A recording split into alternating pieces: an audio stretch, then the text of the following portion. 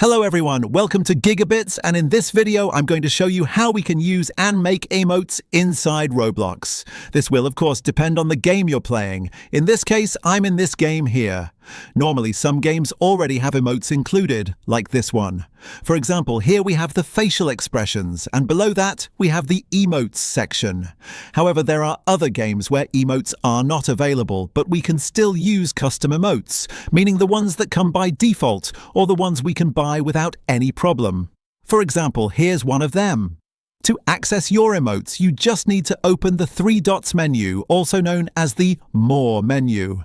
As you can see, this section opens up, and then we go to the Emotes section. Here you'll see emote 1, 2, 3, 4, 5, 6, and so on, depending on how many emotes you have available in your game or in your catalog. In my case, since I don't have any equipped, none of them will appear. As you can see, it's something really simple and easy to do.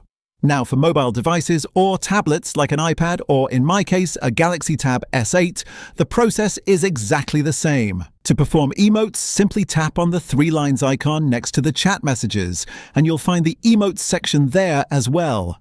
Then just select the emote you want to use.